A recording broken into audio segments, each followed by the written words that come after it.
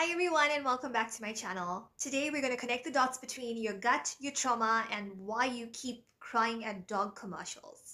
So there's something that I do, it's called iridology, and it's basically where I take a picture of the eye and I'm able to do a lot of tracing work in terms of the physical patterns that you can see in the eye. Interestingly enough, the nervous system is super close to the gut lining, and that's how you can tell where certain trauma is actually affected, certain imbalances in the gut. It's really interesting. And if you want to learn more, you can also email me if you'd like to book one. But if this is the type of content that seems interesting to you, then you should subscribe and you should actually hit the bell notification so that you are notified whenever I post a video. Also, if this content is something that you like, then like the video because it helps the algorithm to identify that this is something people actually like listening to. So number one, what is the nervous system really? Your body is your internal 911 dispatcher. It's scanning the body every millisecond to just check if, hello, are we safe?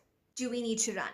Is that an email from my boss? So you've got the sympathetic system, which is part of your nervous system, aka the fight or flight drama queen. And then you have the parasympathetic system, which is always in I'm meditating on the Himalayan mountains kind of mood, like always. It's basically the calmer of the two.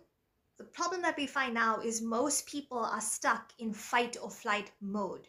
I tend to call it panic chihuahuas in human suits because their nervous system never learned what calm feels like.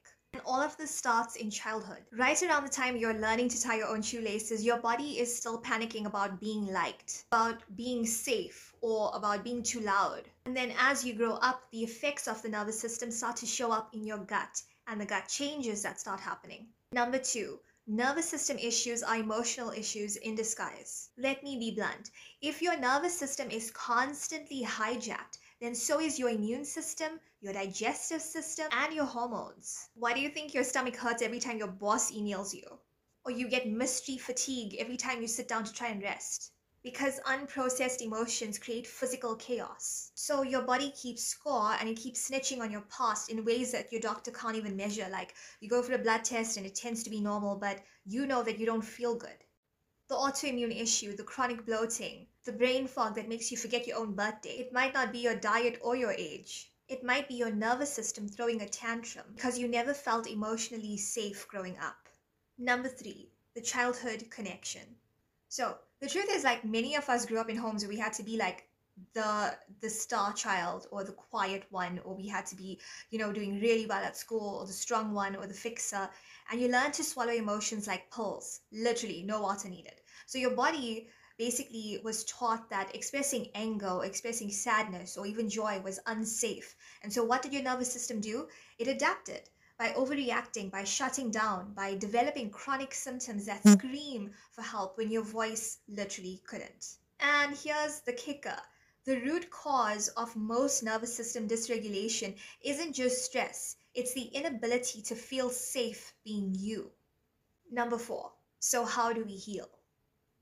And that would be the golden question. How do you heal a nervous system that's been stuck in survival mode for 30 years plus? Learn to sit with emotions without fixing or analyzing them, like literally cry or scream into your pillow or ugly cry while watching Pixar or Disney. The other is daily grounding, like walking barefoot or breath work, cold showers, if you're brave, or just hugging a tree. And I know what that sounds like, but I am that coach. So also nourishing your body, because a tired, sugar-fueled body is a nervous system's literally worst enemy. So I always say food is fuel, so be mindful about what you're putting into your body. And we can get into another video about how food impacts the nervous system, but it's an interesting one. Do also inner child work. So this one is a weird one, but I'll actually talk to your 7-year-old self like you're the parent they never had.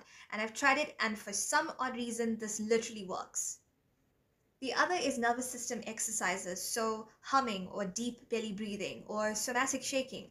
But if you're not into that kind of stuff, I would say definitely put on some music that you really like and dance. So dancing, moving your hips, moving your legs, moving your back, moving every single muscle somehow gets you to get rid of that stored up energy, which we're literally talking about emotions that are locked into your nervous system that need to get out. So it's a great way to start the healing journey. And remember that healing isn't linear, right? It's awkward, and sometimes it feels like a breakdown, but I promise it's a breakthrough. And remember that you're not broken. You're just healing in a world that taught you survival over safety. But you're waking up now, and that is very important. And that's also very powerful. If anything I said made your nervous system feel seen, remember to subscribe and hit the notification button, as well as like the video if you really enjoyed the content. In the comments, let me know how stress has impacted your nervous system and what have you gone through in terms of your health, maybe in the past 5 years, 2 years. I'd really love to know about your journey, and that can also help other people that read the comments. So let me know in the comments. Remember, healing isn't a trend, it's a homecoming. It's getting you back to you. It's not so much about discovering yourself, it's more like uncovering yourself, like going into the deeper layers of who you really are when you're not stressed out, when you're not in survival mode. I hope that information was valuable, and I will see you in the next video. Till then, stay grounded, stay weird, and go drink some water.